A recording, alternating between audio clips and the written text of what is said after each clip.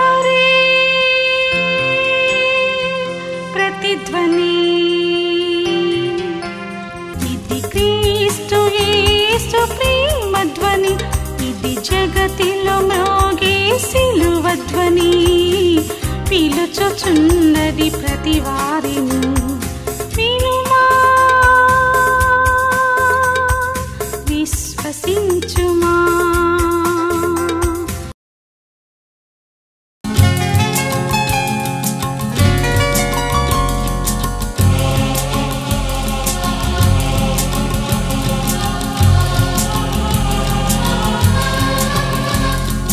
ప్రశ్నించిన ప్రాణమా ప్రతి ప్రశ్నకు జవాబు యేసుమా ప్రశ్నించిన ప్రాణమా ప్రతి ప్రశ్నకు జవాబు యేసుమా కలత చెందనేలా కృంగిపోవనేలా కలత చెందనేలా కృంగిపోవనేలా నా దేవుని యందు నీవు నిరీక్షించుమా నా రక్షణకర్తని సన్నుతించుమా ప్రశ్నించిన ప్రాణమా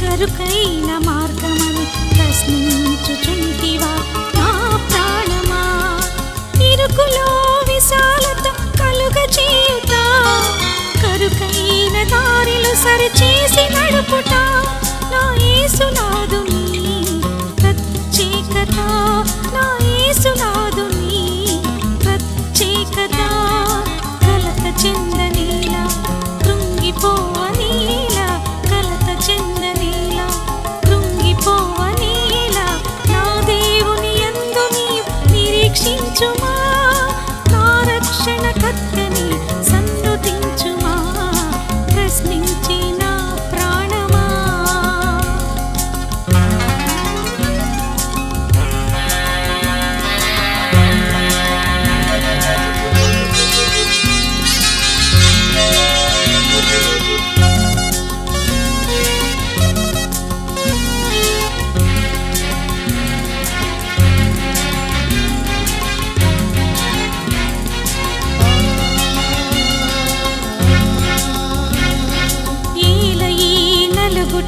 విరుగుటాయని ప్రశ్నించుచుంటివా నా ప్రాణమా ఈలై నలుగుట విరుగుటాయని ప్రశ్నించుచుంటివా నా ప్రాణమా నలిపి పరిమళింపచేయుట విరిచి ఆశీర్వదించుట నా యేసునాథుని ప్రత్యేకత నా యేసునాథుని ప్రత్యేకత కలత చెందనేలా కృంగిపోవనేలా కలత చెందనేలా కృంగిపోవనేలా నా దేవుని యందు నీవు నిరీక్షించుమా నా రక్షణకర్తని సన్నుతించుమా ప్రశ్నించిన ప్రాణమా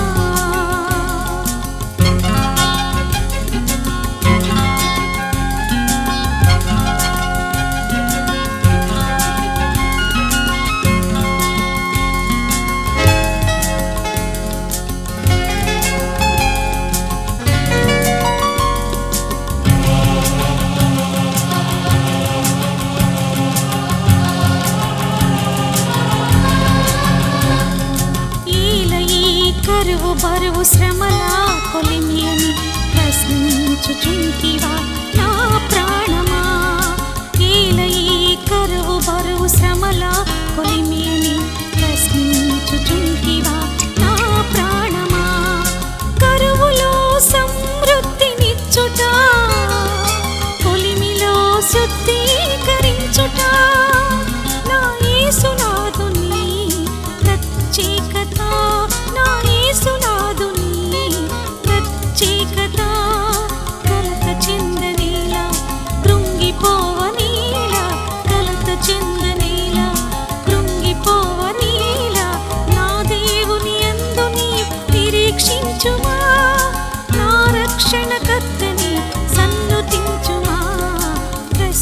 ప్రశ్నించి నా ప్రాణమా ప్రతి ప్రశ్నకు జవాబు యేసుమా ప్రశ్నించి నా ప్రాణమా ప్రతి ప్రశ్నకు జవాబు యేసుమా. చాలామంది విశ్వాసులకి వాళ్ళ మనసులో సందేహాలు ఉన్నాయి. అనవసరమైన సందేహాలు కాదు, అవసరమైనవి అనుదిన జీవితానికి. మీకేమైనా సందేహం ఉంటే ఏంటి అని ఆలోచించి పెట్టుకోండి. ఒక ముగ్గురికి మాత్రం అవకాశం ఇవ్వబడుద్ది. అది మీరు మైక్ ఇస్తారు, మీకు ఒక మైక్ రెడీ చేసుకోండి. ఆ మైక్లో మీరు అడగండి. అడిగమ్మా. Praise the lord sir. నేను మిమ్మల్ని అంటే మీ వాక్యం చిన్నప్పటి నుంచి వింటున్నాను. మా గృహంలో కింద ఉండే ఆంటీ వాళ్ళు, పప్పి ఆంటీ వాళ్ళ ద్వారా మేము మిమ్మల్ని తెలుసుకున్నాం. అండ్ మా నాన్నగారు అందరూ మారాం. బట్ నా క్వశ్చన్ ఏంటంటే 2 క్వశ్చన్స్ ఉన్నాయి సార్. ఒకటేమో నాతో పాటు చేసే కొలీగ్ ఒక అక్క, తన అన్య అంటే వేరే హిందూ, బట్ దేవుని తెలుసుకుని మారింది. తను నియర్లీ ఒక 5-6 ఇయర్స్ నుంచి ఎగ్జామ్స్ రాస్తుంది. నేను నర్సింగ్ చదివాను సార్, బీఎస్సీ నర్సింగ్ చదివాను. నేను కమ్యూనిటీ హెల్త్ ఆఫీసర్గా పనిచేస్తున్నాను. తను కూడా సేమ్ అలానే పనిచేస్తుంది. తను నార్సెట్ ఎగ్జామ్స్ ఎయిమ్స్లో అండ్ అలాగే వచ్చే ప్రతి ఎగ్జామ్స్ని దేవుడి మీద ఆధారపడి ఫాస్టింగ్ చేసి రాస్తుంది. అలాగే మేము రాస్తున్నాము. కానీ చివరి వరకు వెళ్తున్నాము. అక్కడ వరకు వెళ్ళాక లాస్ట్లో ఒక్కొక్కసారి మెరిట్ లిస్ట్లో వచ్చినా సరే మేము ఆ ఉద్యోగాలని పొందుకోలేకపోతున్నాం. మళ్ళీ దేవుని మీద ఆధారపడుతున్నాము, ప్రార్థన చేస్తున్నాము, వెళ్తున్నాము. ఎన్నిసార్లు ప్రార్థించినా అపజయమే వస్తుంది. అర్థమైంది. ఎందుకు ప్రార్థన చేసుకొని వెళ్తే కూడా ఎందుకు మాకు మేము అనుకున్నది నెరవేరటం లేదు. సరేనమ్మా, ఓకే. ఇంకోటి ఏంటన్నావు? ఇంకొకటి ఏంటి అంటే సార్, గర్భఫలాల గురించి చాలా మంది ప్రార్థన చేస్తారు కదా, దేవుడు ఎందుకు సెలెక్టెడ్గా కొంతమందికే ఇస్తున్నారు, అందరికీ ఎందుకు ఇవ్వట్లేదు? బా, భలే ప్రశ్న అడిగావమ్మా. సరే, కూర్చోమ్మా. ఇంకొకరండి. ఈ 2 ప్రశ్నలు ఒకటిగానే ఎంచుదాం. అక్కడ ఒక బ్రదర్ లేచారు చూడండి. ఒక సిస్టర్కి ఒక బ్రదర్కి ఇవ్వండి. చెప్పిన ప్రైజ్ లార్డ్ గారు. Praise lord. Engineering 3rd year చదువుతున్నాను. ఓకే. అంటే మన జీవితంలో దేవుని చిత్తం ఇది, ఈ డెసిషన్ వచ్చేసరికి ఇది తీసుకోవాలి, దేవుని చిత్తం ఇది అన్న విషయం ఎలా తెలుస్తుంది మనకు? ఎలా తెలుస్తుంది? Very good, very good, very good ప్రశ్న. ఎక్కడికి వెళ్ళినా ఈ ప్రశ్న అడుగుతారు చాలామంది. ఓకే, ఇంకొకరు. Yes, praise lord sir. చెప్పండి. మన ఆలోచనలు దేవుడు గ్రహింపగలడు, అలాగే సాతాను కూడా గ్రహింపగలిగే శక్తి అతనికి ఉందా లేదా అని నా అనుమానం. చిన్న డౌట్ సార్. మన ఆలోచనలు దేవుడు తెలుసు సార్. అదేవిధంగా సాతాను కూడా అతను ఆలోచనలతో అతను మనిషి మనస్తత్వాన్ని మార్చే అవకాశం కానీ ఆ ఆలోచనలు గ్రహింపగలిగే శక్తి అతనికి ఉందా లేదా అని సార్ నా డౌట్. అని మేము చిన్నప్పటి నుంచి మేము మీ వాకింగ్ చూస్తూ ఈ పాటగా నీకు అర్థమై ఉండాలి. సరే, మంచిదే. దేవునికి తెలుసు, సాతానుకి కూడా తెలుసా మన సంగతి? ఓకే, మంచి ప్రశ్న. చాలా మనకి టైం లేదు. ఇంకెక్కువ ప్రశ్నలు అయితే అమ్మ చేయెత్తారు చూడు. ఇంకో వెరైటీ ఏమన్నా అడుగుతారేమో. అదిగో అక్కడ ఎదురుకుండా.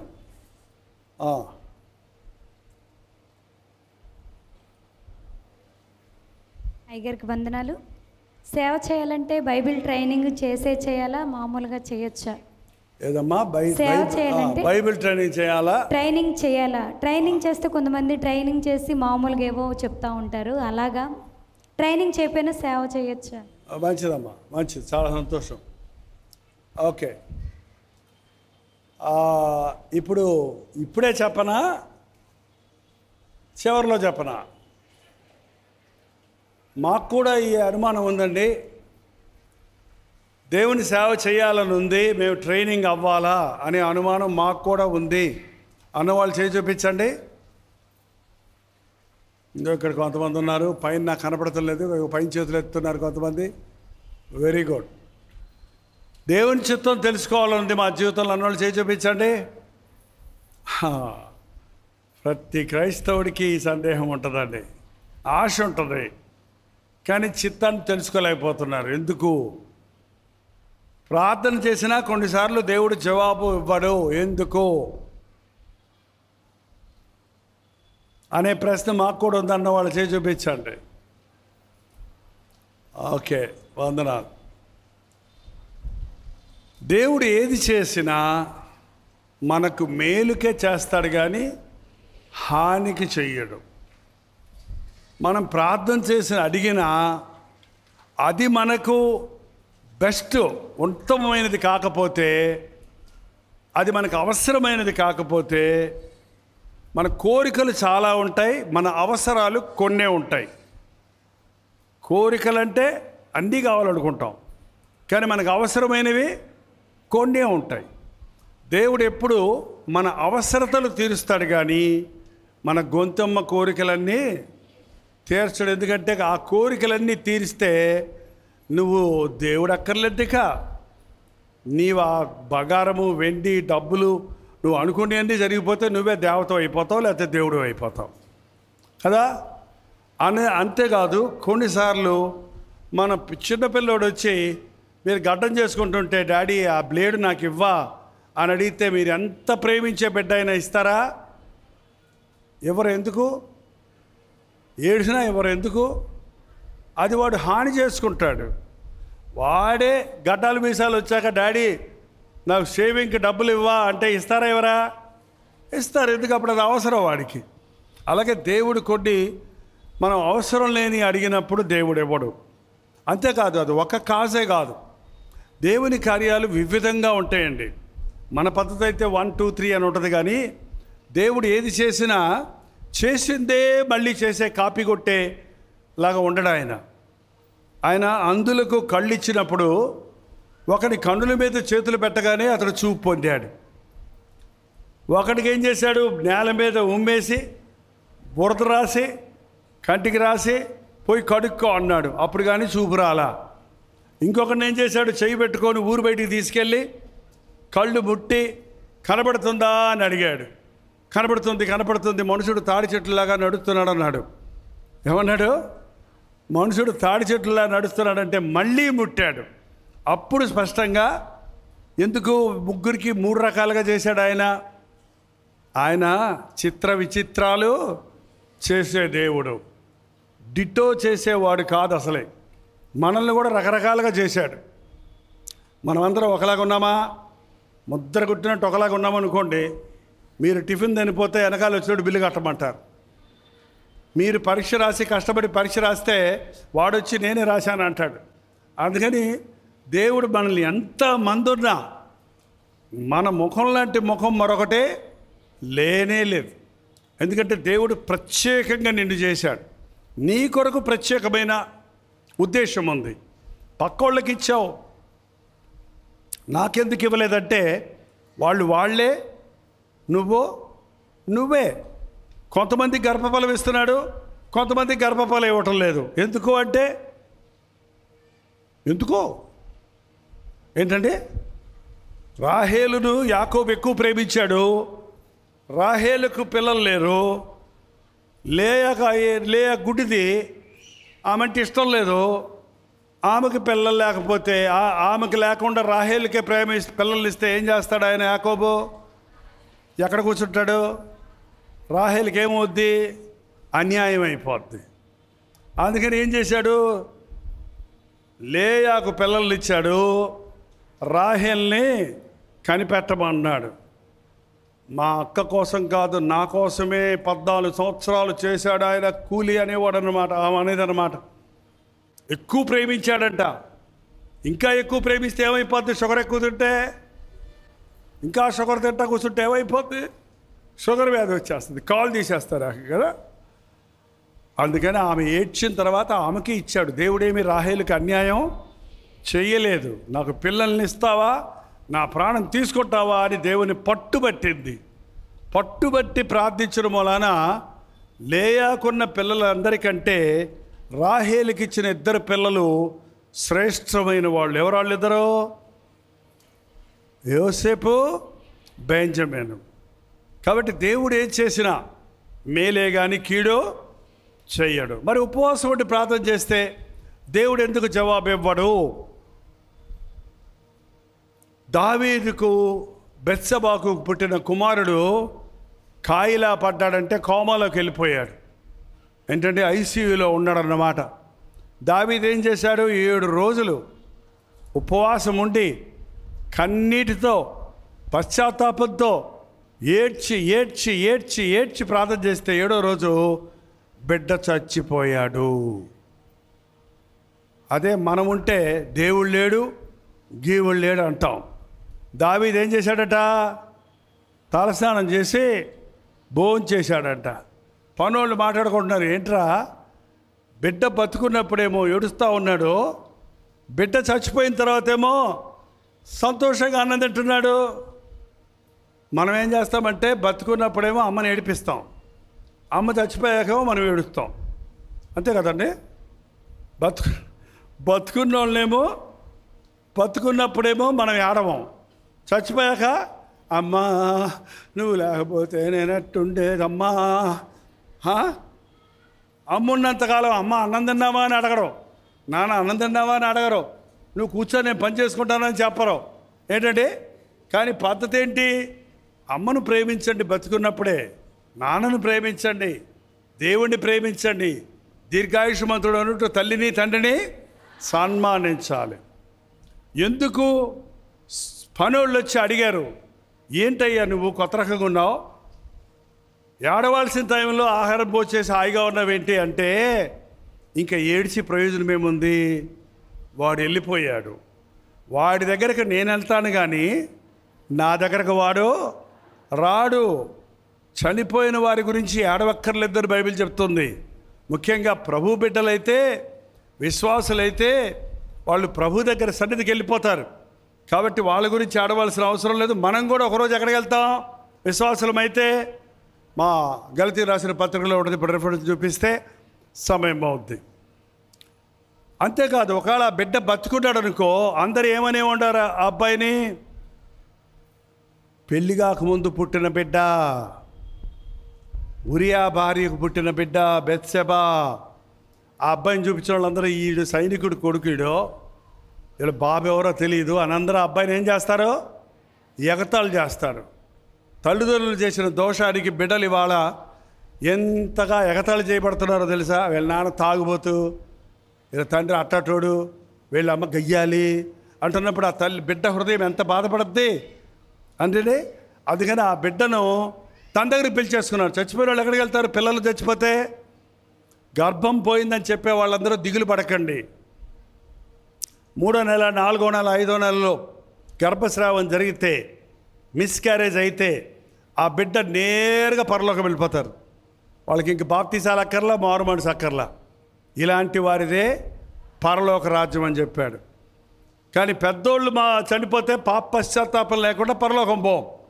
కాబట్టి చిన్నపిల్లలు చనిపోయినా కూడా దేవుని రాజ్యంలో పిలుచుకుంటున్నాడు అనమాట. నువ్వు అక్కడుండి అవమానాలు పొందడం కంటే నా దగ్గరకు వచ్చేయమని.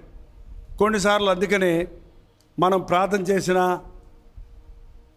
పాస్టర్ గారి కోసం ప్రార్థన చేసిన పాస్టర్ గారులు చచ్చిపోతారు, అమ్మ చచ్చిపోద్ది. మంచి ప్రార్థనాపరురాలు మా అమ్మ కదా. ఏంటంటే మా అమ్మగారు చాలా ప్రార్థనాపరురాలు.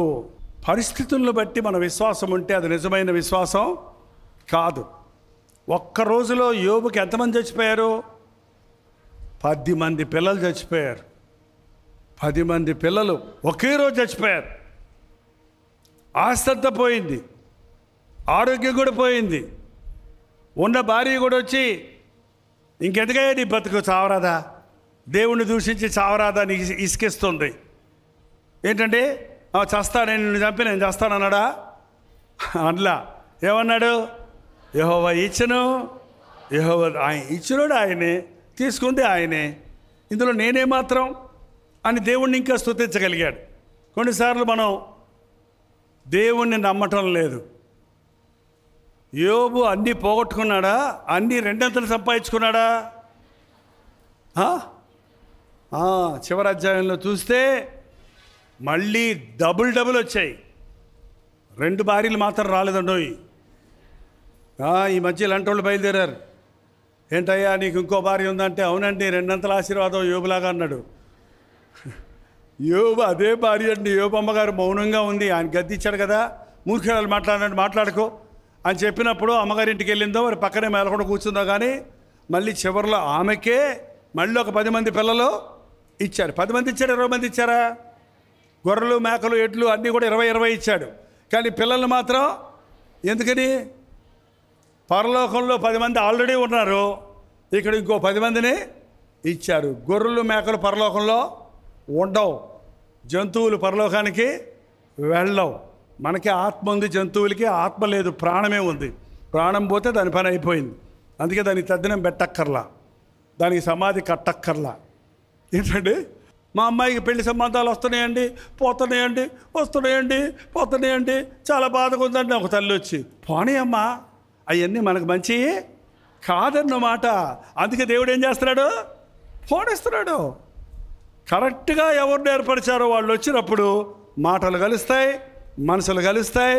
వివాహం జరిగితే 100 ఏళ్ల పంటగా ఉంటుంది. కంగారు పడి పెళ్ళిళ్ళు చేసుకొని 3 నెలలు ఇడాకలు అంటారు, కోట్ల పడి తిరుగుతారు, నువ్వు నాకు వద్దు పో అంటారు. ఎంతమంది ఇవాళ ఇతర దేశాల్లో ఈ విడాకులు ఇచ్చుకునే వ్యవస్థ, భారతదేశంలో ఇది సర్వసాధారణమైపోయింది. ఈ మధ్య మన ప్రభుత్వాలు కూడా చెప్పాయంట, విడాకులు అడిగినోడికి ఇచ్చిపడాయన్నాడంట. ఓ సంవత్సరం కనిపెట్టండి, మీరిద్దరు జవాబుదారి చెప్పుకోండి అని రూల్స్ ఉంటాయి ఇంతకుముందు. ఇప్పుడు ఏం లేదంట. ఇద్దరు వచ్చారు, ఇద్దరు కావాలా, సత్యం చెప్పో, పో ఇంకో పెళ్లి చేసుకొని మళ్ళీ ఇంకో విడాకులు ఇచ్చుకో, ఇంకో విడాకులు ఇచ్చుకో. ఆ సమరయ స్త్రీ ఎన్ని పెళ్లి చేసుకుందంట? 5 పెళ్ళిళ్ళు చేసుకుందంట ఏకంగా. అందులో అయినా తృప్తి ఉంది, 5వ కూడా విడాకులు ఇచ్చేసింది.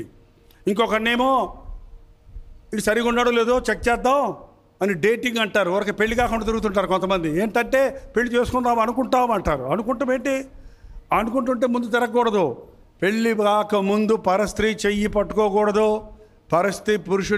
పరపురుషుని చూడకూడదు. ఎవడైనా మోహపు చూపుతో చూస్తే అది వ్యభిచారం అన్నాడు.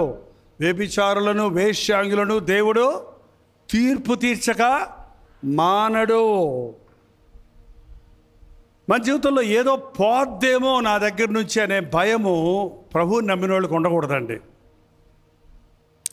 నా దగ్గర నుంచి ఇది పోయింది, వాడికి వచ్చేసిందే అని బాధపడకూడదు. నీకు అంతకంటే మంచిది ఇస్తాడు, లేక నీకు సెట్ అయ్యేది నీకు ఇస్తాడు దేవుడు. ఆలస్యంగా పుట్టిన గర్భఫలాలను ఎవరు చూసినా, అటు రాహేలు కుమారుడు కానీ, అటు హన్నా కుమారుడు అయిన సమూయేలు కానీ, అటు ఎలిజబెత్ జకర్యాలకు పుట్టిన బాప్తీసుమిచ్చే యోహాను కానీ, ఏమండి గొడ్రాలుగా ఉండి బిడ్డను కన్న మనోహ దంపతులు అంటే సంసోను దంపతులు కానీ, దేవుడు ఒక గొప్ప ప్రణాళికతో వారికి గర్భఫలం ఇచ్చాడు. మీకు విశ్వాసం ఉంటే 25 సంవత్సరాల తర్వాత అబ్రహాముకు బిడ్డ పుట్టాడు.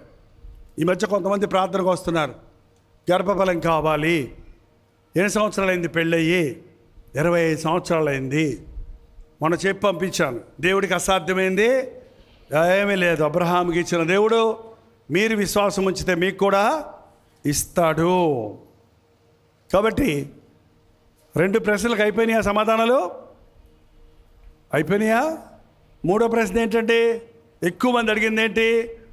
దేవుని చిత్తము తెలుసుకొనుట ఎలాగు? దేవుని చిత్తం అంటే ఇష్టం అంతే, దేవుని యొక్క ప్రణాళిక. దేవుని చిత్తం మనందరి పట్ల కొన్ని ఉన్నాయి.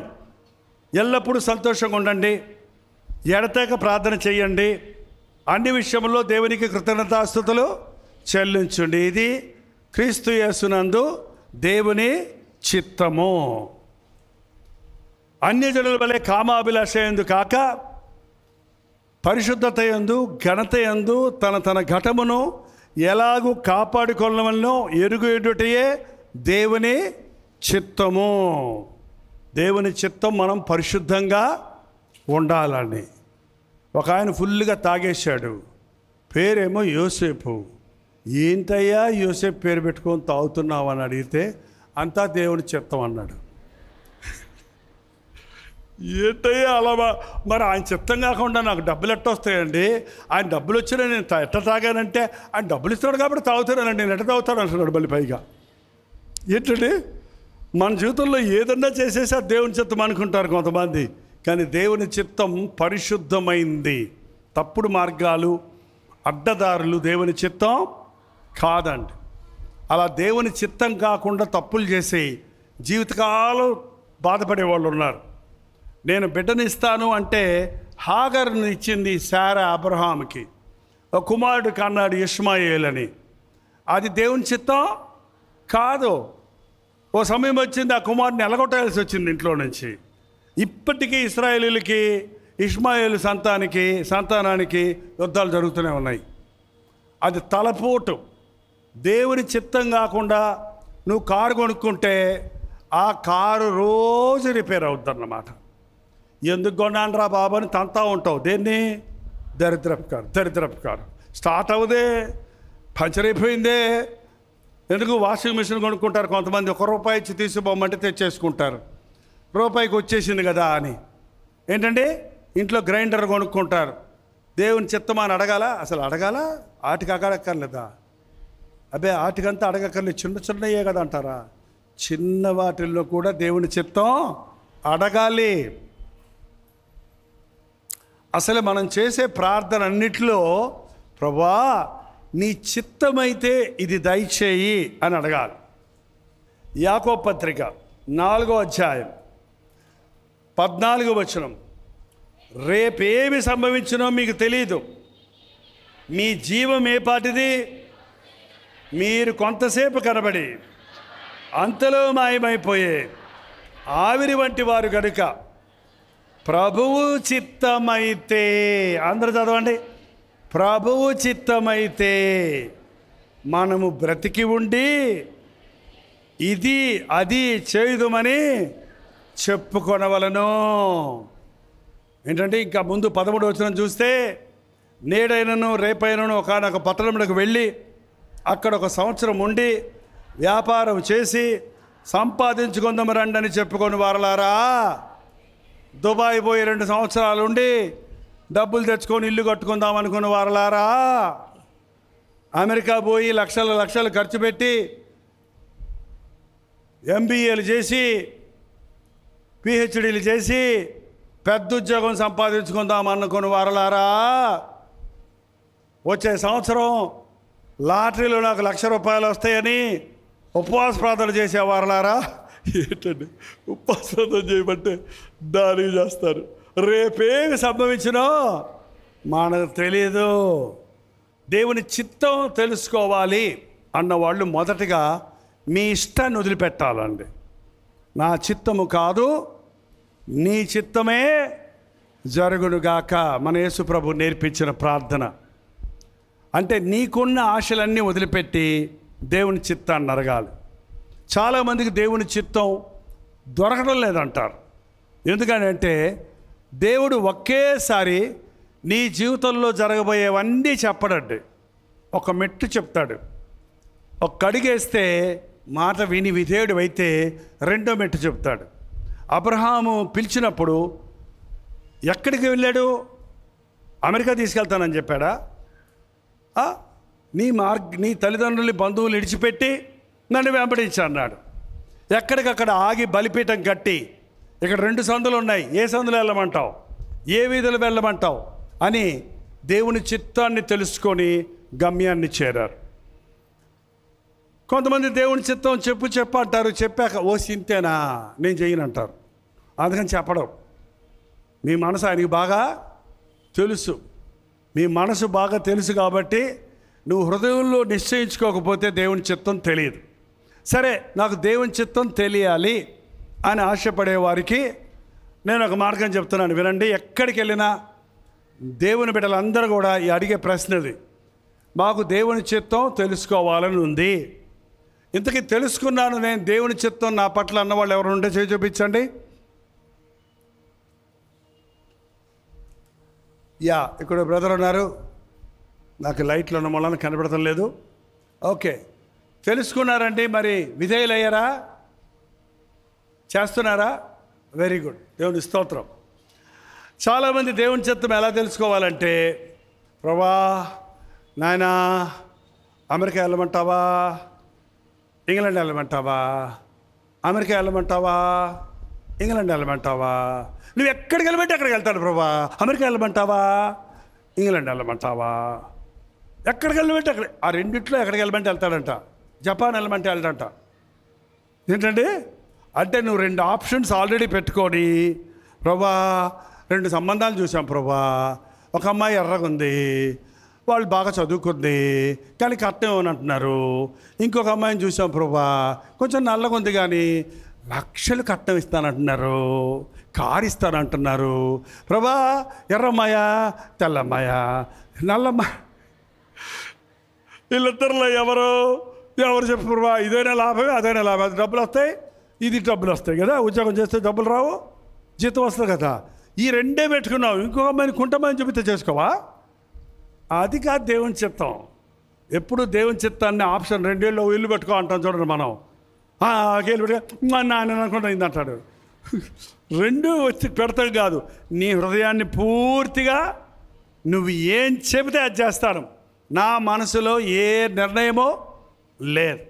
కొంతమంది వాళ్ళు చేయాల్సిందంతా రాసేసుకొని పేపర్ మీద, నేను అమెరికా వెళ్తున్నాను, నేను అక్కడే పెళ్లి చేసుకుంటాను, నేను అక్కడే ఇల్లు కట్టుకుంటాను, నేను అక్కడే సెటిల్ అయిపోతాను, అక్కడి నుంచి మా అమ్మ నాన్న కుదిరితే డబ్బులు పంపిస్తాను, అంతా నీ చిత్తం ప్రభా, ఇదిగో రబ్బర్ స్టాంప్ అయ్యి ముద్రై ఎస్ ఇది నా చిత్తము అని గుద్దు.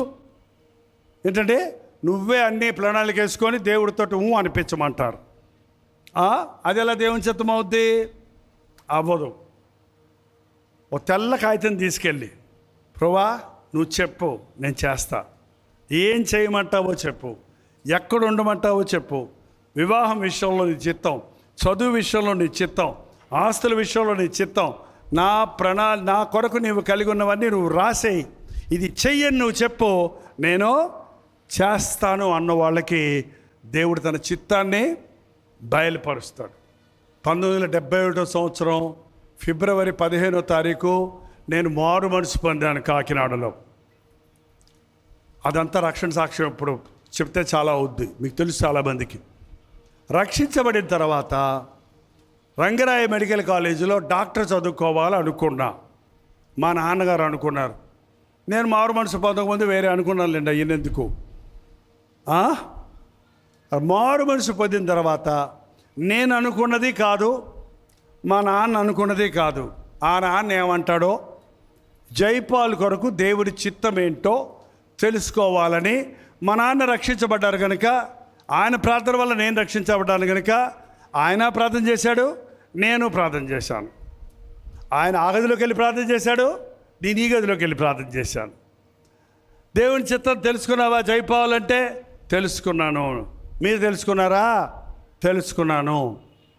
మా నాన్న ఏం చెప్పారు మీకు? మా నాన్న అడిగితే ప్రథమ ఫలము నా సొత్తు, జైపాల్ నా సేవ చెయ్యాలి అని దేవుడు చెప్పాడు. నేను ఇంట్లో పెద్ద కొడుకుని. నేను ప్రార్థన చేసుకుంటే 21వ అధ్యాయము 4-5 వచనాలు చదవండి. యెహోవాకు నాకు ప్రత్యక్షమై ఇలాగ సెలవిచ్చెను,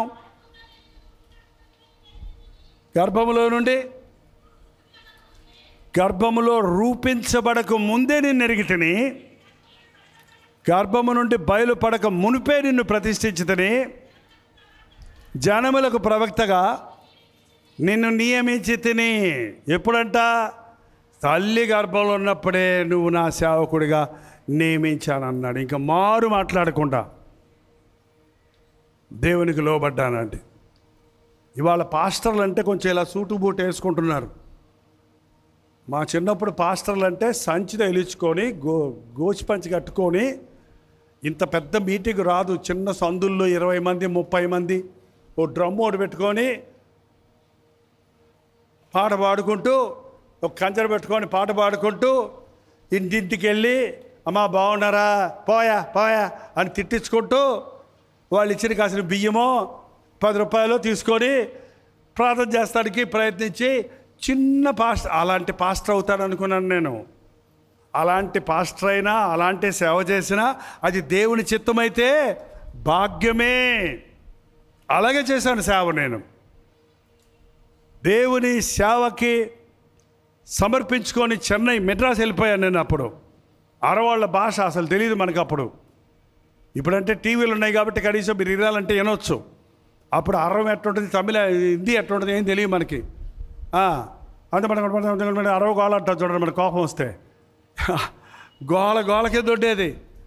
ఏంటి ప్రభా సేవ అంటే తెలుగు వాళ్ళు ఎక్కడున్నారని ఎత్తుక్కుంటూ పోయి ఆ స్లమ్స్లోకి, మురికివాడల్లోకి వెళ్ళి, గొంతుల్లోకి వెళ్ళి, సందుల్లోకి వెళ్ళి, అక్కడ తెలుగు వాళ్ళ దగ్గరికి వెళ్ళి వాళ్ళ దగ్గర రోడ్ల మీద నిలబడి, మన కిరసనాయిల డబ్బాలు ఉండే చూడండి, పెద్ద రేకు డబ్బాలు, ఆ రేకు డబ్బా గొట్టం చేసుకొని అదే మైక్ అన్నమాట, ప్రయాసపడి భారం మోసిన వరలారా అని అరుస్తుంటే పిచ్చోడు అనుకునేవారు నన్ను అందరూ. ఏంటండి, దేవుని చిత్తం ఏదైతే అది లోబడాలి. కానీ ఇప్పుడు నాకు ఆశ్చర్యం వేస్తుంది, జనములకు ప్రవక్తగా చేస్తానంటే ఇవాళ ఇంట్లో కూర్చొని ప్రపంచంలో ఉన్న మన తెలుగు వాళ్ళందరికీ రోజు వాక్యం చెప్పే అవకాశం నా కోసమే యూట్యూబ్ పెట్టించాడట దేవుడు.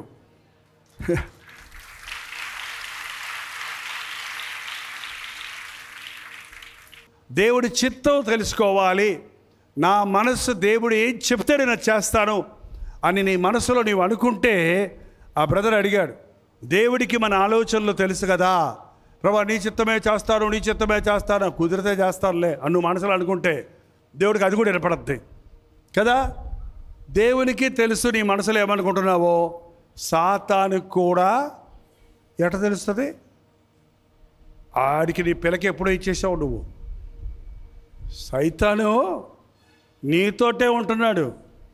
చాలామంది యెహోవా నా కాపరంటే మరి అనేక మంది వాళ్ళ సాతాను నా కాపరి, వాడు నన్ను విడివడి ఎడబాయడు, దినదినము నన్ను పొట్టుతో పోషించును, ఎక్కడికి పోయినను నష్టములు కష్టములు నాకు కలుగు చేయను, చీకట్లోకి వెళ్తే నాకు దెయ్యం పట్టును అనే కథే. ఏం చేసినా ఫలిస్తం లేదండి, ఎంత సంపాదించినా డబ్బులు మిగలటం లేదండి అని చెబుతున్నాడు. చూడండి, మీకు దేవుడు తోడు లేడు. నష్టాన్ని దొంగ, వాడు ఎవడంట? దొంగ, దోచుకునేవాడు, నరహంతకుడు.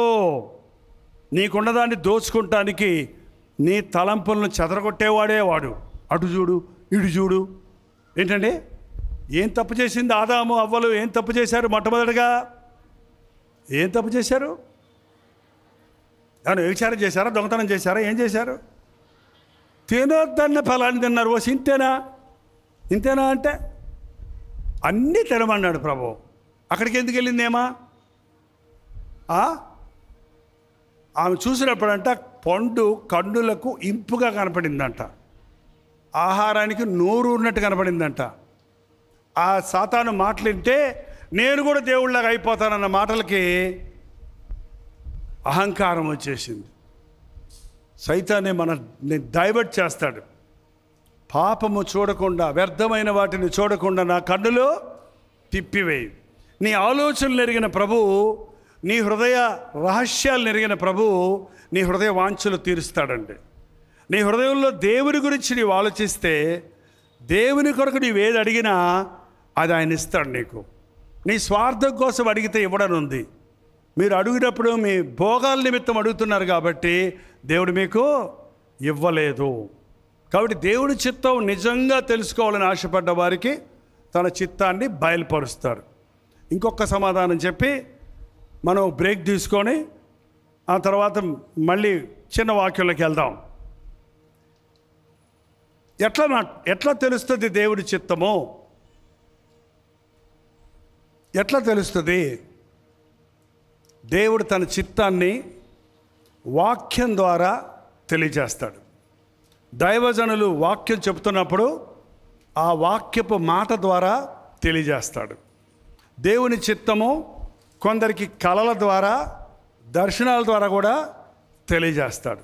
కొంతమందికి దేవుడు తన మెల్లని స్వరము కూడా వినిపిస్తాడు. కానీ ఒకరికి ఇది జరిగింది కాబట్టి నాకు ఇదే జరగాలి అంటే మాత్రం కుదరదు. నీతో ఒకలా మాట్లాడతాడు, నాతో ఒకలా మాట్లాడతాడు, మరొకరితో ఆయన ఇష్టం.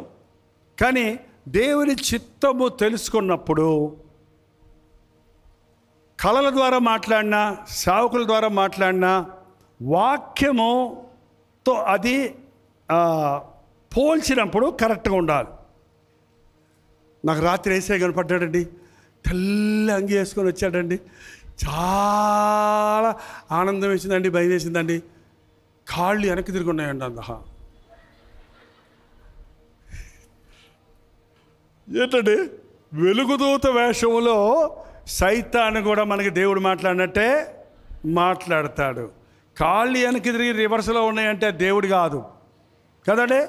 రాత్రి దేవుడు మాట్లాడాడంటే నేను మర్చిపోయాను అంటాడు ఒక్కొక్కడు. ఆహే నెప్పుకొద్దేజర్లాగా నాకు దేవుడు మాట్లాడాడంటే నాకు అర్థం కాలేదండి అంటాడు కొంతమంది. అర్థం కాకుండా మాట్లాడేవాడు కాదు మన ప్రభు. అర్థమయ్యేటట్టు మాట్లాడతారు, స్పష్టంగా మాట్లాడతారు. సమూయేలు సమూయేలు దేవుడు మాట్లాడా ఏంటి అంతేనా? దేవుడు మాట్లాడు ఏం మాట్లాడు? సమూయేలు సమూయేలు మాట్లాడు. అది కాదు కదా ఇక్కడ సంగతి, అది కాదు కదా. ఇంకా మాట్లాడాల్సి ఉంది. నీ దాసుడు ఆలకించుచున్నాడు సెలవిమ్ము అనేదాకా దేవుడు ఆయనతో పూర్తిగా మాట్లాడలేదు. దేవుడు అన్ని గొప్ప సంగతులు, ఇశ్రాయేలుకు జరిగే సంగతులన్నీ బాలుడైన సమూయేలుకు బయలుపరిచాడు. మోషే 2 సార్లు ఎందుకు పిలుస్తాడు? మోషే నిన్నే. ఓసారి పిలుస్తుంటే వెనక తిరిగి చూస్తారు కొంతమంది. నన్నా నిన్నే నిన్నే మోషే నిన్నే రా, నేను నిన్ను ఫరో దగ్గర పంపిస్తాను. ఎంత స్పష్టంగా చెప్పాడు. నా చేత కాదంటే నేను నీకు తోడై ఉంటాను. సో దేవుడు పొమ్మనేవాడు మాత్రమే కాదు, చెయ్యమనేవాడు మాత్రమే కాదు, చెయ్యటానికి శక్తి ఇచ్చేవాడు కూడా. హల్లెలూయా చెప్పండి. ఏంటన్నాను? చెయ్యమనేవాడు ఆయనే, చేయటానికి మీరు సర్వలోకమునికి వెళ్ళి సర్వ సృష్టికి సువార్తను ప్రకటించండి. డబ్బులో అంటాం మనమైతే. డబ్బులో అని అడక్కముందే వ్యానో మందిరమో అని అడుగుతారు మనవాళ్ళు ఇప్పుడైతే. కానీ ఆయన ఏమంటున్నాడు? మీరు వెళ్ళండి, ఇదిగో యుగ సమాప్తి వరకు నేను మీకు, మీరు వెళ్ళండి, మేము వెంటే నేను ఉంటాను. మీ వెంటే ఆకాశం నుంచి దిగొచ్చి నీకు ఇవ్వక్కర్లా, నీ పక్కనే ఉంటాడు ప్రభు. ఎప్పుడు ఏది కావాలో అది అప్పుడు ఇస్తాడు. దేవుని చిత్తం 1కి 2 సార్లు మాట్లాడతాడు దేవుడు. మీ కళ వచ్చినా, కళ వాక్యానుసారంగా ఉన్నా అది దేవుని చిత్తం. కళ వేరేలాగుండి వాక్యం వేరేలాగుంటే అది దేవుని చిత్తం కాదు. ఈ మధ్య ప్రవచించే వాళ్ళు ఎక్కువైపోయారు. తణుకులో ఒకసారి పాస్టర్లందరూ మీటింగ్లో ఒక సహోదరికి దేవుని ఆత్మ వచ్చి ప్రవచించడం మొదలుపెట్టింది. కట్టు కట్టు మందిరం కట్టు, దేవుడు చెప్తున్నాను కట్టు అంటుంది ఆమె. కట్టు కట్టు, ఎరుకో గోడలు కట్టినట్టు నీవు కడతావు కట్టు అంటుంటే, దేవుడు ఆ కట్టేయమన్నాడని రాసుకుంటుంటే, నేను బైకులో తణుకు నుంచి కాపురం వెళ్తుంటే కట్టు కట్టు అన్నది బాగానే ఉంది, ఎరుకో గోడలు కట్టినట్టు కట్టమంటేదండి.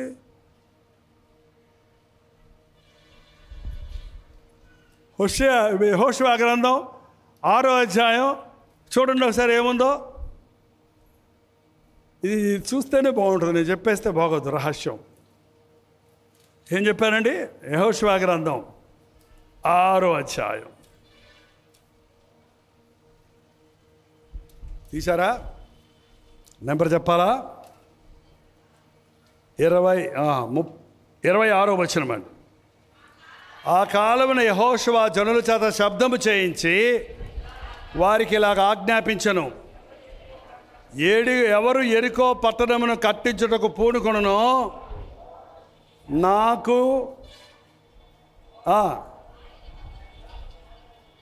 వాడు యెహోవాకు దృష్టికి శాపగ్రస్తుడు.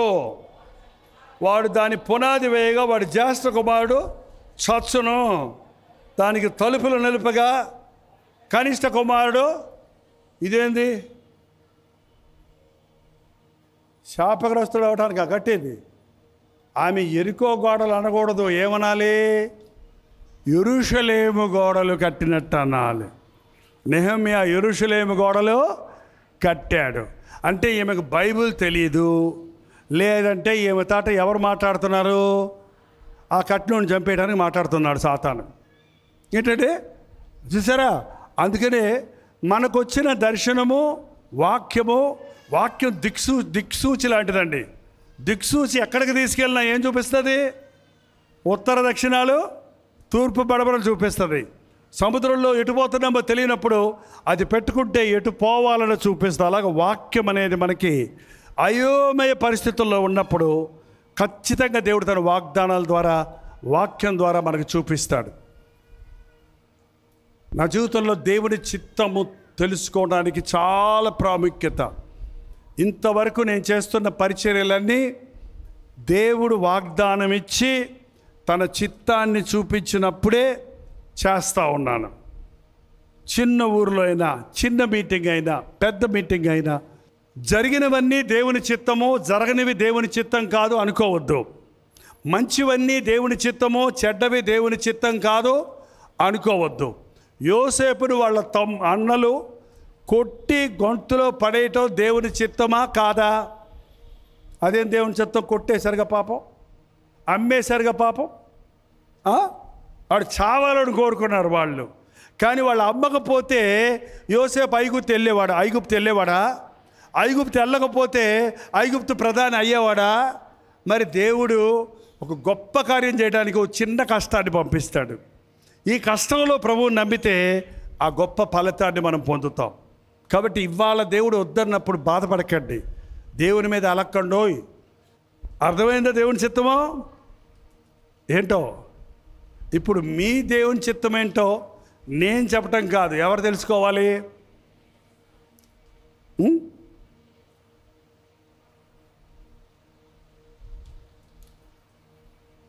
ఏంటండి? పేతురు అడిగాడు యోహాను చూపించి, ప్రభా ఈయన సంగతి ఏంటంటే, నీకెందుకు నోరు మూసుకో, ఈయన వచ్చే వరకు ఉంటే ఉంటాడు, ఆయన సంగతి అడక్కు, నీ సంగతి చూసుకో, నువ్వు నన్ను ప్రేమిస్తే నేను చెప్పిన పని చెయ్యి అన్నాడు. కాబట్టి దేవుడి చిత్తం నీ పట్ల నువ్వే తెలుసుకోవాలి. బట్ వివాహ విషయం వచ్చినప్పుడు నీకు బయలుపరిచిన దేవుడు ఖచ్చితంగా నిన్ను కన్న తల్లిదండ్రులకి తెలియజేస్తాడు. అర్థమైందండి? దైవ సేవకులకి తెలియజేస్తాడు. అంతేగాని మా గేదెలు పోయేయండి, ఎక్కడికి పోయారో ప్రార్థన చేసి చెప్పండి అని ఉత్తరం రాస్తారు నాకు. ఆ రోజుల్లో పోస్ట్ కార్డులు రాసేవాళ్ళు, ఫోన్లు లేవు. మా గేదెలు పోయాయి పాస్టర్ గారు, అవి ఎక్కడ పోయాయో మీరు బాగా చెప్తే నేను 10 రూపాయలు కానికిచ్చుకుంటానని రాసింది ఒక ఆమె. అమ్మ గేదెలు పోతానికి ఏమన్నా మేము సోది చెప్పేవాళ్ళమా? ఏంటండి, మనుషులు తప్పిపోతున్నారు, వాళ్ళని పట్టుకోమన్నాడు. గేదెలు పోతే పోయినాయి, ఇంకో గేదె కొనుక్కోవచ్చు. ఒక మనిషి తప్పిపోతే వాడు నిత్య నరకంలోనికి వెళ్ళిపోతాడు. కాబట్టి దేవుని చిత్తం, మీరు ఇంటికి వెళ్ళి ప్రార్థన చేయండి, ప్రార్థనలో కనిపెట్టాలండి, అప్పుడే దేవుని చిత్తం తెలుస్తుంది. దేవుని చిత్తం సిలువెత్తుకొని ఆయన్ని వెంబడించమన్నాడు. సిలువ అంటే అవమానం, నిందలు, హింసలు, బాధలు ఉంటాయి. భయపడద్దు.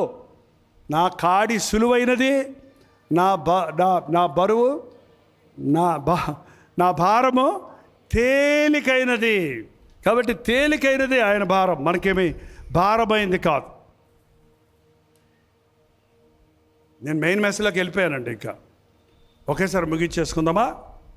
దేవుని సేవ చాలా కష్టం అనుకుంటారేమో. అలా నిజంగా అన్ని కష్టాలు ఉంటే 53 సంవత్సరాలు నేను సేవలో ఉండుండే వాడిని కాదు. అంటే కష్టాలు లేకుండా, కన్నీరు లేకుండా, శోధనలు లేకుండా, శ్రమలు లేకుండా, నిందలు పడకుండా, అవమానాలు పడకుండా సేవ చేస్తాను అనుకున్నారా? ఇప్పటికీ మీరు వందనాలు చెప్పేవాళ్ళు ఉన్నారు, తిట్లేసేవాళ్ళు ఉన్నారు. నన్ను ఇప్పటికీ నన్ను అర్థం చేసుకోక ఇష్టం వచ్చినట్టు నా మీద మాట్లాడేవాళ్ళు ఉన్నారు. వాళ్ళు పొగిడారనో మీరు తిట్టారనో, నేను మనుషులు చూస్తే దేవుని సేవ ఎవరైనా సరే యేసు ప్రభు కొరకు బ్రతికే వారిని అందరికీ చులకనండి. చులకన చేస్తే చేయండి. ప్రభు అన్నాడు కదా, ఈ లోకం మిమ్మల్ని ద్వేషిస్తే ఆశ్చర్యపడకండి, ఈ లోకము నన్ను ద్వేషించింది. మీరు ఈ లోకానికి చెందినవారు కాదు, నాకు చెందినవారు కాబట్టి మిమ్మల్ని ద్వేషిస్తారు, ఎగతాళి చేస్తారు. నువ్వు దేవుని కుమారుడు అయితే దిగిరా, నిన్ను రక్షించుకో, నన్ను కూడా రక్షించమన్నప్పుడు ఏమన్నాడండి ప్రభు? దిగొచ్చి చెప్తానంటారా నీ సంగతి అన్నాడా? ఒక్కసారి గుడ్లూరు ఉంటే అక్కడే పడి చచ్చి ఉండేవాళ్ళు. ఏమన్నాడు? తండ్రి వీరేమి చేయుచున్నారో వీరెరుగను గనుక వీరిని క్షమించు. మనం ఎగతాళి చేసేవాళ్ళని, మనం బాధ పెట్టేవారిని మనం శపించకూడదండి. వారిని దీవించాలి, వారి కొరకు ప్రార్థించాలి. ప్రభువుని నమ్ముకున్నామని నీ ఇంటి వారిని నేను శ్రమ పెడుతుంటారు, ప్రభువుని నమ్ముకున్నామని నీ చుట్టూన్న వారిని ఎగతాళి చేస్తుంటారు. కానీ అది కాడి మోయటం, సిలువ మోయటం అంటే ఆ నిందలో, అవమానంలో దేవుని మీద విశ్వాసం ఉంచటం. హల్లెలూయా. ఇంకెవరికైనా ఇంకేమైనా డౌట్ ఉందా?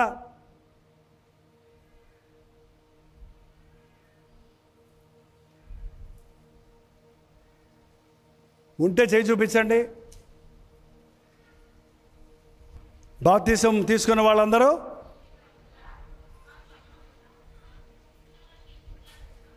బాప్తిసం తీసుకున్న వాళ్ళందరూ నీతిమంతులు అంటున్నారా? కాదమ్మా.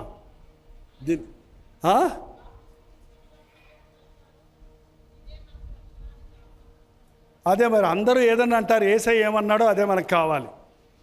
బాప్తిసం తీసుకున్న వాళ్ళు నరకానికి పోతారని చెప్పేవాళ్ళు కూడా బయలుదేరారు ఇప్పుడు.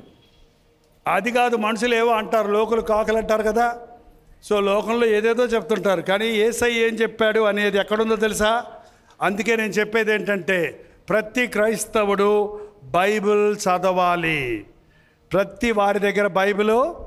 బెరయా అనే సంఘస్థులు పౌలు శీలలు వెళ్ళి ప్రసంగం చేసిన తర్వాత వారు చెప్పిన విషయాలు లేఖనాలలో ఉన్నవో లేవోనని పరిశీలించి కానీ నమ్మేవారు కాదంట. కాబట్టి అంచెదినాల్లో చాలామంది అబద్ధ ప్రవక్తలు వస్తున్నారు. బాప్తిసం అనేది, నీళ్ల బాప్తిసం అనేది మారు మనసు పొంది పాపక్షమాపణ నిమిత్తము బాప్తిసము పొందడి. ముందు మనసు మారాలి. మనసులో నీవు ప్రభువుని రక్షకుడిగా అంగీకరించావని రహస్య క్రైస్తవులు లేరు బైబిల్లో. అందరి ముందు నేను యేసు ప్రభువుని రక్షకుడిగా అంగీకరిస్తున్నాను అని నీళ్లలో మునిగితే పాత మనిషి చనిపోయాడు, కొత్త మనిషి తిరిగి లేచాడని సాదృశ్యం. అది ఒట్టి నీళ్ళల్లో మునిగితేనే బాప్తిసం అనుకుంటే మన ఊర్లో ఉన్న గేదెలన్నీ పరలోకంలోనే ఉంటాయి. మనమంతా అప్పుడప్పుడు మునుగుతాం, రోజు మునిగి తేలుతుంటాయి. నీళ్ళల్లో మునగటం వలన నీతిమంతులుగా తీర్చబడము, పరలోకానికి చేరం. అంతరంగంలో మారి బహిరంగంగా నువ్వు సాక్ష్యం ఇవ్వటానికే బాప్తిసం. అందుకే ఇవాళ పెళ్లి బాప్తిసాలు, పిల్లల బాప్తిసాలు, ఇలాంటి రకరకాలు ఉన్నాయండి. ఒక వ్యక్తి ప్రభువుని అంగీకరించిన తర్వాత నీ మట్టుకు నువ్వు నమ్మి బాప్తిసం పొందినవాడు రక్షించబడతాడు. పాపి పాపములో పరవశిస్తాడు. పరిశుద్ధుడు పాపంలో పడితే బయటపడి పరిగెత్తి మొరపెట్టి, దావీదు పాపంలో పడ్డాడు, దేవా నన్ను కడుగు, నన్ను శుద్ధి చేయి, నా పాపాలు క్షమించు, నీ పరిశుద్ధాత్మ నా నుంచి తీసివేయకు, నీ సన్నిధిలో నుంచి నన్ను తోసివేయకు, నా పాపం పోయినట్లుగా నన్ను బాగా కడుగు అని దేవుని సన్నిధిలో గోజాడాడు కాబట్టి క్షమించబడ్డాడు. పాపానికి మందు పశ్చాత్తాపం. అతిక్రమములు దాచిపెట్టువాడు వర్ధిల్లుడు, వాటిని ఒప్పుకొని విడిచిపెట్టువాడు కనికరించబడతాడు. శిక్ష లేదిక. మన పాపములను మనం ఒప్పుకొనిన ఎడల ఆయన నమ్మదగిన వాడు, నీతిమంతుడు కనుక మన సకల దుర్నీతి నుండి మనల్ని ఆయన పరిశుద్ధులుగా పవిత్రులుగా చేస్తాడు. యేసుక్రీస్తు రక్తము ప్రతి పాపము నుండి మనల్ని పవిత్రపరుస్తుంది. కాబట్టి తప్పు చేయటమే తప్పు, చేసిన తప్పులు దాయటం పెద్ద తప్పు అంట. తప్పు చేసినప్పుడు, బాప్తిసం పొందినప్పుడు కూడా, పొందిన తర్వాత కూడా నీ సహవాసం సరిలేకపోతే, అందుకే బాప్తిసం పొందిన వాళ్ళు ఖచ్చితంగా మందిరానికి క్రమంగా వెళ్ళాలి, దేవుని బిడ్డలతో సహవాసం చేయాలి. ప్రభు బలలో పాలు పంపులు. ఎందుకు ప్రభు బలలో పాలు పంపులు పొందుతాం? నన్ను జ్ఞాపకము చేసుకున్నటకు దీనిని చేయుడి అన్నాడు. ఆ రొట్టె విరిచినప్పుడు యేసు ప్రభు నా కొరకు ఇలా విరగొట్టబడ్డాడు. ఆ ద్రాక్షరసం తీసుకున్నప్పుడు ఆయన నిర్దోషము నిష్కలంకమైన రక్తము ద్వారా నేను విమోచించబడ్డాను, నా పాపములే ఆయన్ని సిలువేశాయి అని గుర్తు చేసుకొని పశ్చాత్తాపడటానికి. ఈ రోజు నుండి మనమందరము దేవుని చిత్తము చేయుదుముగాక. లోతైన మారు మనసు, రక్షణ పొంది, బాప్తిసం పొంది, కొందరు మానుకొనుచున్నట్లు సమాజముగా కూడుట మానక సత్కార్యములు చేయుటకు, ప్రేమ చూపుటకు, ఒకరిని ఒకడు పురికొల్పుకొద్దామో అది చర్చకొచ్చేది. ఎందుకంటే అందరం కలిసి పాడుతున్నప్పుడు, ఆరాధిస్తున్నప్పుడు పరిశుద్ధాత్మని సన్నిధి మన మధ్యన ఉంటుంది. నిన్ను బట్టి నీ పక్కోళ్ళు ప్రార్థన నేర్చుకుంటారు, నీ ప్రార్థన మీరు ఇంకొకరు ప్రార్థన నేర్చుకుంటారు. కొత్తగా రక్షించబడ్డ వాళ్ళు, ప్రార్థన రాని వాళ్ళు విశ్వాసుల దగ్గర ప్రార్థన నేర్చుకుంటారు. పెద్దక్క చిన్న చెల్లి దగ్గర ఏం నేర్చుకుంటారు? చిన్న చెల్లి ఏం నేర్చుకుంటుంది అక్క దగ్గర? అక్క ఉంటే చెల్లెళ్ళకి చాలా సరదా. అక్క ఏం చేస్తే పిల్లలు అదే చేస్తారు, చెల్లెళ్ళు అదే చేస్తారు. అలాగే దేవుని బిడ్డలు మనకు అక్క చెల్లెళ్ళగా ఇచ్చాడు దేవుడు మనందరినీ. ఒకరినొకరు పురికొల్పుకోవాలంట, ఒకరినొకరు ప్రేమ చూపించుకోవాలట, ఒకరితో ఒకరు సహవాసం చేయాలి. పక్కన కూర్చోవడానికి ఇష్టం లేని వాళ్ళు పరలోకం ఎట్ట వెళ్తారు? పరలోకంలో కుర్చీలు ఉండవు, సోఫాలు ఉండవు, చాపలు ఉండవు. ఏంటో మీరు ఆ చర్చ్ వాళ్ళా?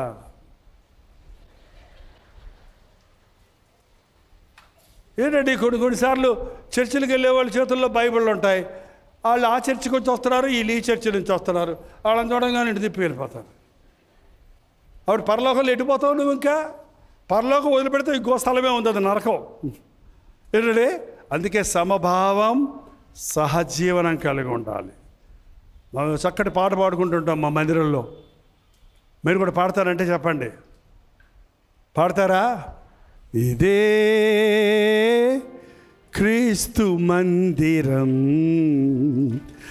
ఇదే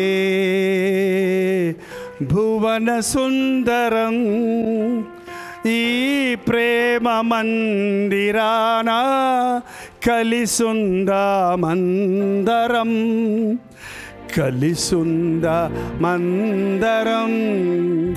కలిసుందామందరం, ఇదే క్రీస్తు మందిరం. సమభావన సహజీవన సిద్ధాంతాలకు నిలయం, సమభావన సహజీవన సిద్ధాంతాలకు నిలయం, మమతా మానవతాధరకు మహనీయుని ఆలయం, మమతా మానవతాధరకు మహనీయుని ఆలయం, ఇదే క్రీస్తు మందిరం. చూడండి, మనం చాలాసేపు వాక్యం విన్నాం. ఏం చేయాలి ఇప్పుడు? విన్న వాక్యం మనసులో నాటుకోవాలంటే, నీవు దేవునితో ఒక నిబంధన చేయాలంటే ఏం చేయాలి? మరి లేచినబండి ప్రార్థన చేద్దాం. ఆశీర్వాద ప్రార్థన అవ్వకుండా ఎవరు వెళ్ళిపోవద్దండి. చాలామంది ఆశీర్వాద ప్రార్థన అవ్వకుండా వెళ్ళిపోతుంటారు చర్చిల్లో కూడా. మీరు కంప్యూటర్లో పొద్దునుంచి సాయంత్రం దాకా పనిచేసిన తర్వాత కంప్యూటర్ మూసేసేటప్పుడు ఏం చేయాలండి? కంప్యూటర్లో పనిచేసే వాళ్ళు కొంచెం చెప్పండి, ఏం చేయాలండి? సేవ్ నొక్కాలా? నొక్కకుండా మూసేస్తే ఏమవుద్ది?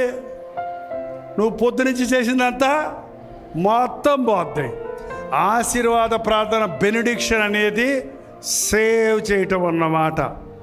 ఆ మాటలు మీ హృదయంలో నాటుకోవడానికి ఆశీర్వాద ప్రార్థన, చివరి ప్రార్థన. ఒక్క నిమిషం కళ్ళు మూసుకోండి. దేవుని చిత్తం గురించి అడిగారు. వివాహాల విషయంలో దేవుని చిత్తం, వ్యాపారాల విషయంలో దేవుని చిత్తం. అప్పు చేయకుండా విశ్వాసం కావాలయ్యా. గర్భఫలం లేదయ్యా, ప్రార్థన చేసినా జవాబు రాలేదు, నాకు జవాబు కావాలయ్యా.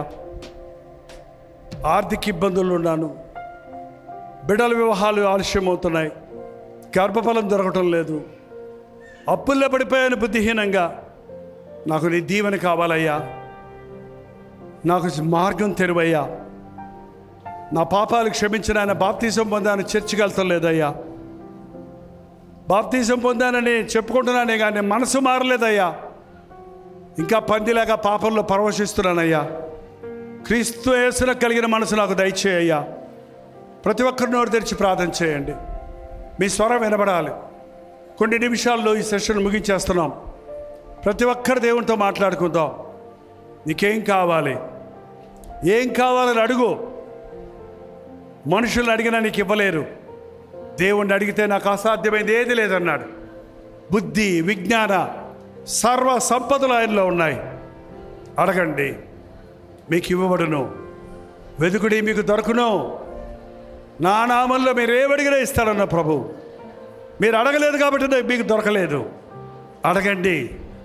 నాయన నాకు గర్భఫలం కావాలి, నా వివాహం విషయంలో నీ చిత్తం ఎరగాలి, నా పొలం పంటలో దీవెన కావాలి, నా వ్యాపారంలో ఆశీర్వాదం కావాలి, నా కుటుంబంలో సమాధానం కావాలి, నా భార్య రక్షించబడాలి, నా భర్త రక్షించబడాలి, నేను నా ఇంటి వారు నిన్నే సేవించాలయ్యా.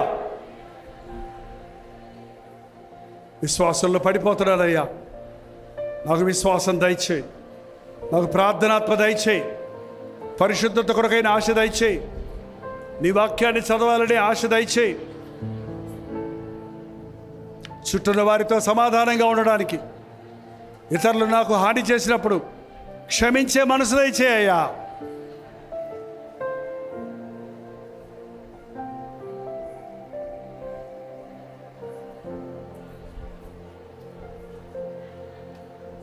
మీ ప్రార్థన పరలోకానికి వెళ్తుంది.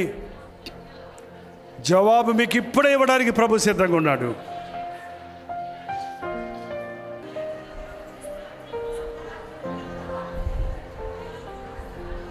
పరిశుద్ధుడా, ప్రేమగల తండ్రి, నీ బిడ్డల హృదయాలలో నుంచి వచ్చే మూలుగులు వినేదేవా, మా నిట్టూర్పులను చూసేదేవా, మా హృదయ వాంఛలను తీర్చేదేవా, మా జీవితాలలో నీ తోడు మాకు కావాలని, నీ దీవెన మాకు కావాలని, మా ప్రతి అవసరత తీరాలని, మా కొరకు సిలువలో నీవు చేసిన యాగము కొరకు వందనములయ్యా.